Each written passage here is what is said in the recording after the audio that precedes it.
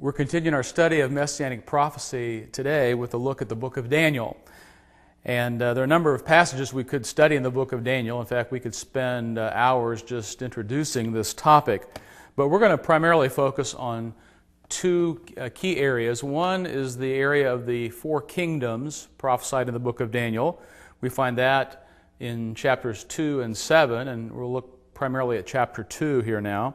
And then the 70 weeks prophecy there in Daniel chapter 9, verses 24 through 27.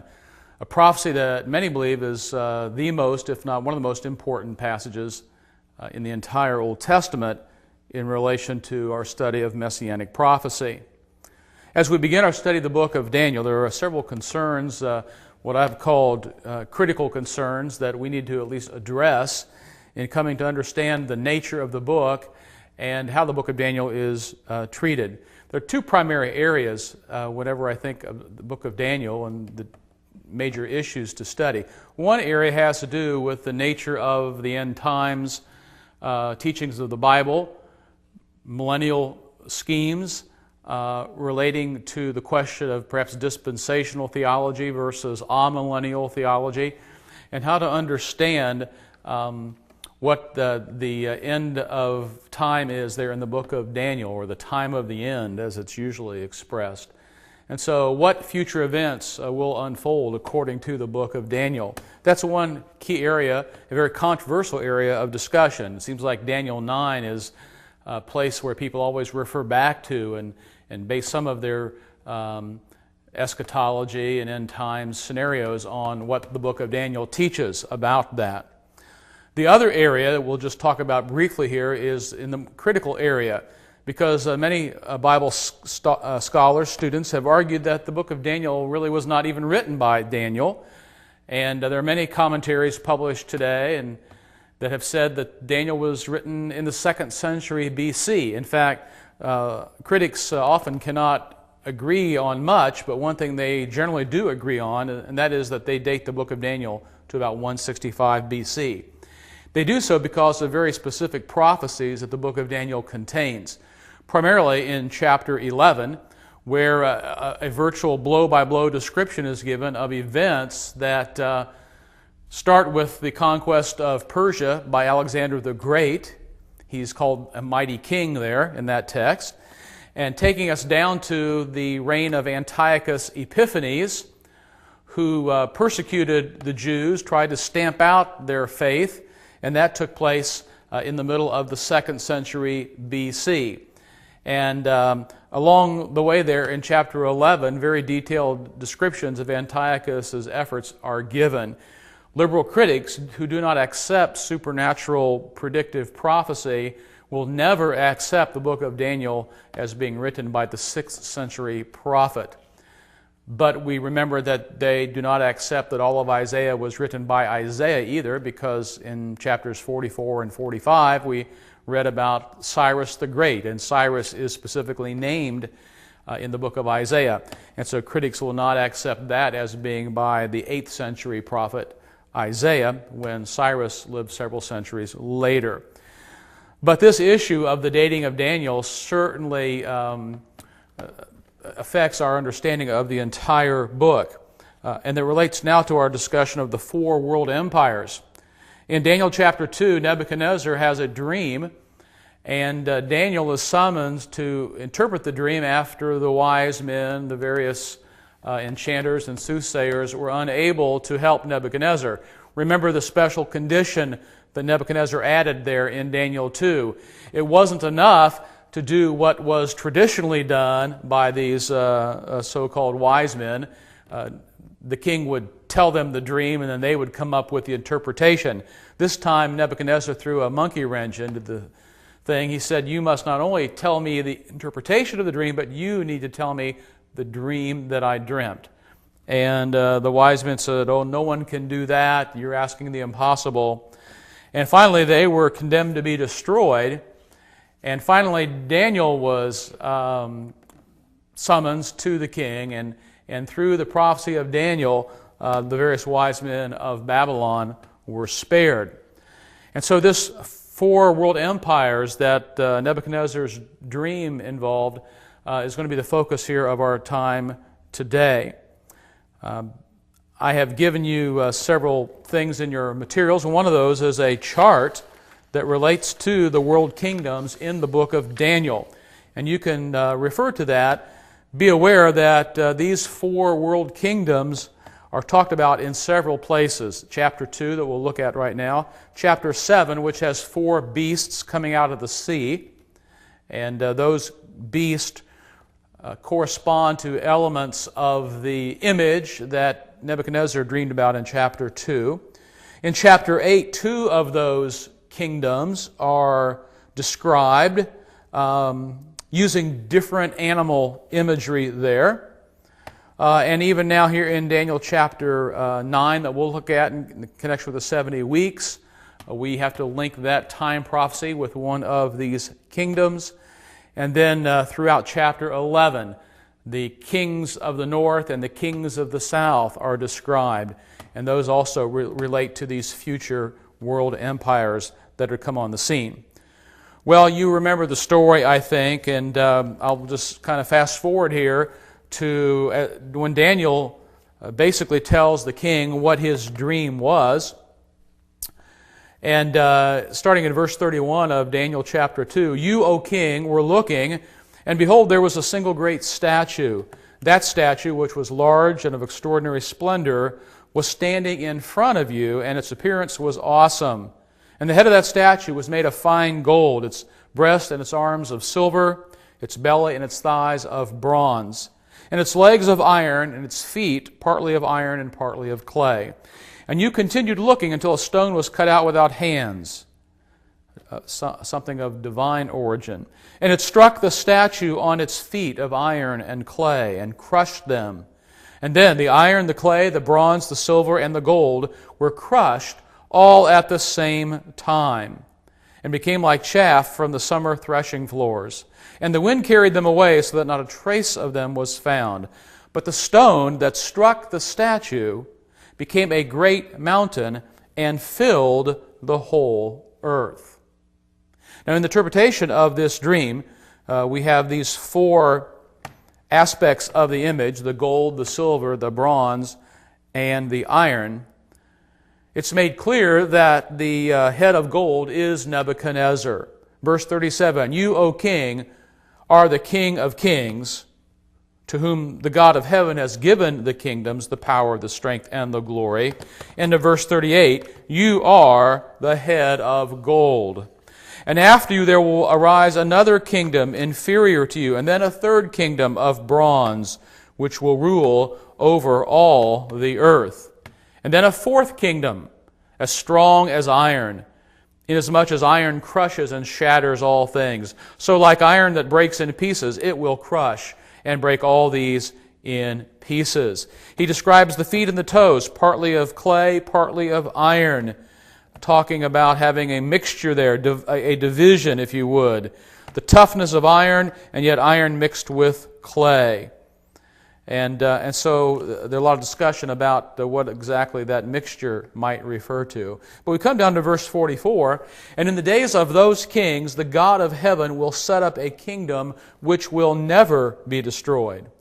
And that kingdom will not be left for another people. It will crush and put an end to all these kingdoms, but it itself will endure forever.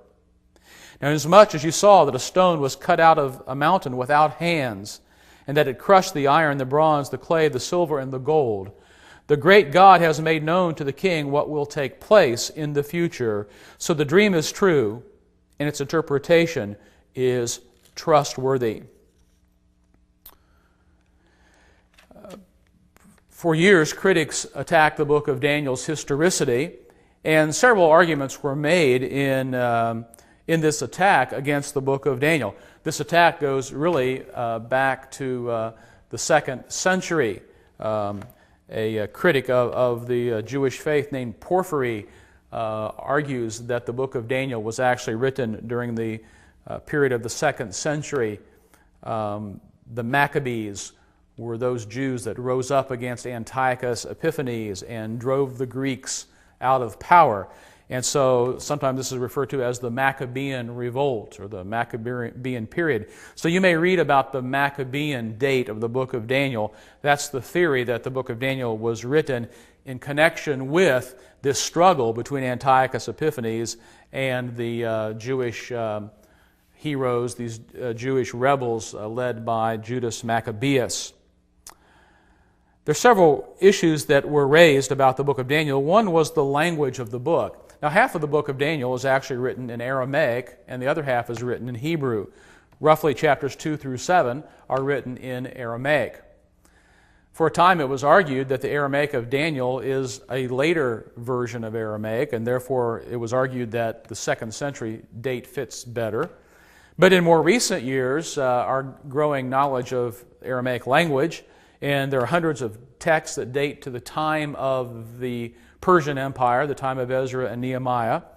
And the Aramaic of Daniel really has much in common with that period of the history of Aramaic. And in fact, there's several centuries, roughly from 500 to 300 BC, where there's not really that much difference in the Aramaic. It's mostly matters of spelling and style.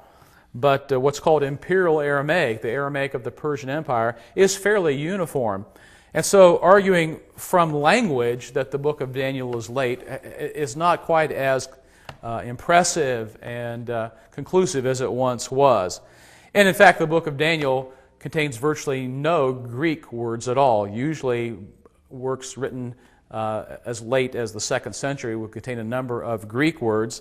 There are 3 musical terms found in chapter 3, but we have learned from various parallels that certain culture terms or terms of trade and economy, and that would also include music and art, culture terms can have a long history. And there was contact between the Greeks and the Persians and the Babylonians centuries before this time. So really the language argument in the book of Daniel favors the earlier date, not the later date. Most of the foreign words in the book of Daniel are Babylonian words and Persian words, which is what you might expect if Daniel lived during the Babylonian Empire and the early years of the Persian Empire. Another argument was the historicity of the book of Daniel, that there were mistakes or that there was simply fiction found in the book. The classic example is Belshazzar, the king, there in Daniel chapter 5. Now, all of Greek history recorded that the last king of Babylon was named Nabonidus, and they all concurred. And yet here we have in the book of Daniel no mention of Nabonidus. Instead, Belshazzar is the king the night that Babylon fell. Now, the Jewish historian Josephus, who, by the way, really regarded the book of Daniel very highly. If the book of Daniel was written in the 2nd century, only a couple of centuries before Josephus, he certainly was not aware of that. Daniel was really Josephus' favorite prophet. And Josephus is aware of a number of the prophecies in the book of Daniel. Some he comments on and some he does not. An interesting one that he does not comment on is in chapter 2, where we just read that in the days of those kings, God would set up a kingdom that would never be destroyed. Josephus understood the 4th kingdom here to be Rome, which is what I believe. And Josephus therefore understood that Daniel chapter 2 was prophesying the ultimate destruction of the Roman Empire. Now, in his commentary or his discussion in Antiquities, Josephus does not really go into that interpretation. That would not have been a very wise thing to do in light of the fact that he was living in luxury at the hands of the Roman emperor. And so Josephus just makes a comment about chapter 2 that as far as those verses go, the meaning is pretty obvious, and he just kind of passes on by and doesn't get into interpretation of that. But Daniel understood it as a work written by the prophet. Josephus understood it was a book that was written by the prophet Daniel.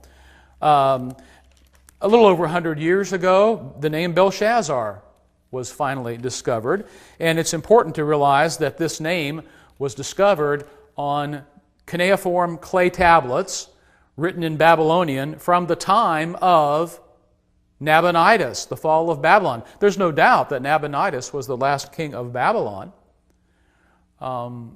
But in these clay tablets, Nabonidus asks for prayers for himself and for his crown prince, one specific son that is mentioned by Nabonidus. And that crown prince's name is, in Babylonian, Bel-Shar-Utzer.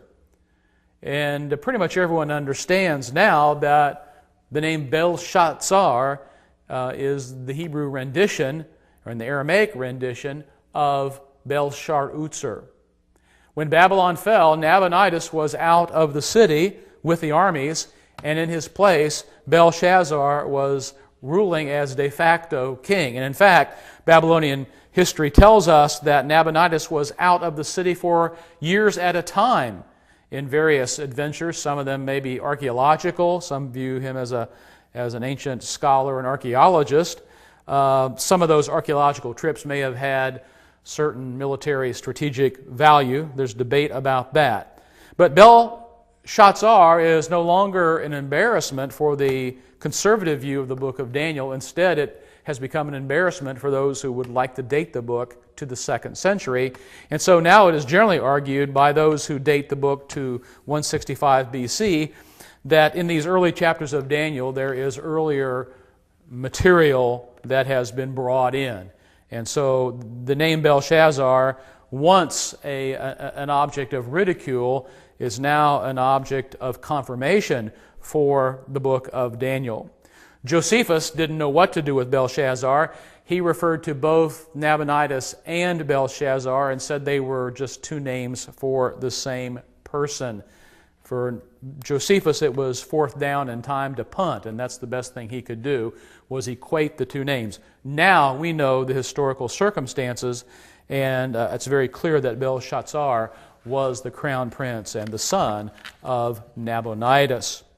Now, as we come to the fulfillment of this prophecy about the four world empires, let's come back to our comment about the dating of the book of Daniel. Critics of the book of Daniel who do not see clear prediction in this book, who seek not to see clear prediction in the book, must then contend that the four kingdoms of Daniel end in the Greek Empire. Now, in the chart I've provided for you, I show you that the first kingdom is Babylon, the second kingdom is Medo-Persia. That's the way the book of Daniel describes the empire, and that is the way that history regards the empire. Daniel chapter 5, verse 28, the handwriting on the wall, the last term there, Peres, the interpretation, your kingdom has been divided and given over to the Medes and the Persians. And so the Medes and the Persians constitute a single power. It was the Medes and the Persians who conquered Babylon together. Medo-Persia as a second empire, Greece as the third empire then, and Rome as the fourth. There are a couple of other indications. If you would look through the chart and look at the various scriptures that describe these empires, there's a two-ness about the Medo-Persian Empire. For example, two arms, silver arms. But even more significant, there in chapter 7 and verse 5, this Medo-Persian Empire is described as a bear, and it says that it was raised up on one side. One side seemed to be predominant. Or, turning over to chapter 8, and everyone agrees that the ram with two horns represents the Medo-Persian Empire. And we're told about this ram with two horns, that verse 3, it says, two horns were long, but one was longer than the other, and the longer one coming up last. Media was the primary power initially, and then because of Cyrus the Great and his background, Persia became the ultimate power, the primary power. So the horn, the longer horn, came up last. A bear hunched on one side, a ram with two horns. Those speak to the twofold nature of this second empire, which I think clearly has to be Medo-Persia. On the other hand, the empire of Greece is described by the number 4. Now, if we go to chapter 8, and again, everyone agrees that the goat with the large horn in chapter 8 is referring to Persia, beginning with Alexander the Great. But in chapter 8, verses 5 through 8, we're told that once the large horn was broken, down at verse 8, it says, as soon as he was mighty, the large horn was broken, and in its place there came up 4 conspicuous horns toward the 4 winds of heaven. And so this empire in chapter 8 that the goat represents, which is clearly Greece, has this description of fourness attached to it. Now, if we go back to chapter 7, the leopard is the empire following the bear, and this leopard also has this image of 4. In verse 6 of chapter 7, behold another beast, a leopard, which had on its back 4 wings of a bird, and the beast also had 4 heads, and dominion was given to it. And so internally, as you look through the various descriptions of these beasts and kings in the book of Daniel, and by the way, the term king and kingdom sometimes are very difficult to distinguish.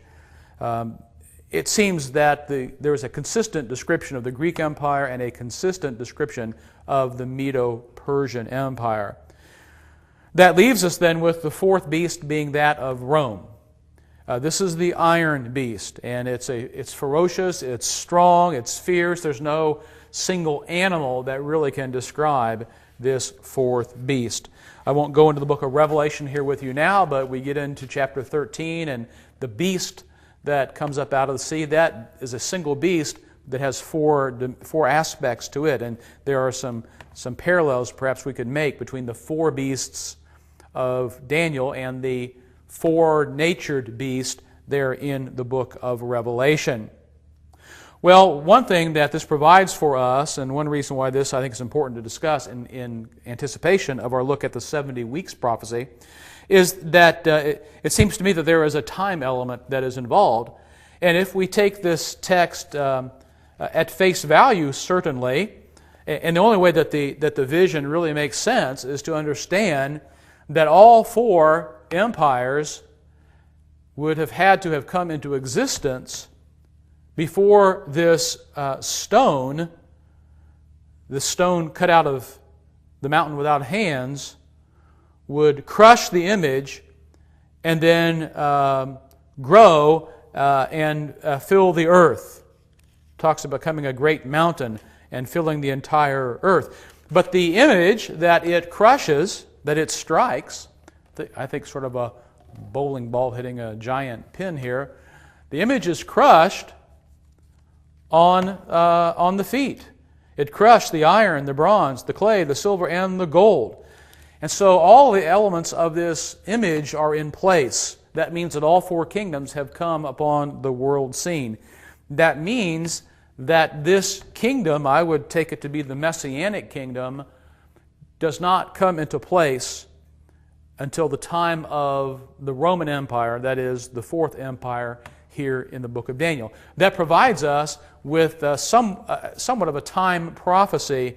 It's in the days of the Roman Empire that God is going to set up a kingdom that will never be destroyed. I think the contrast is important here. These kingdoms have come and gone. Now, each kingdom sort of takes its predecessor, and we can do a lot of morphing with computers today and change the images of people, give them different heads and bodies, and pretty much do whatever we want to do. But imagine this image then is changing, and the Babylonian Empire is swallowed up by the Medo-Persian Empire. And when that happens, it is enlarged. When the Medo-Persian Empire was swallowed up by Greece, it too was obviously greatly enlarged. And then comes Rome conquering the Greek Empire. So this image, which represents world government and world kingdoms, if you would, is made up of all of these different components.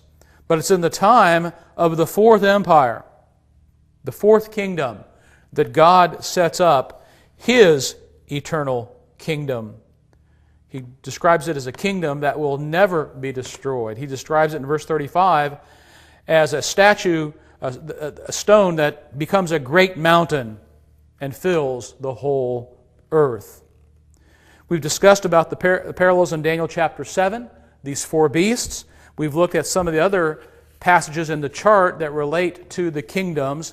It seems to me that, in conclusion, the fourth empire of the book of Daniel is Rome. It's represented in Daniel chapter 2 as these legs of iron and feet of iron and clay. It's represented in chapter 7 as this strong beast, which, by the way, also is made up of iron or possesses iron teeth.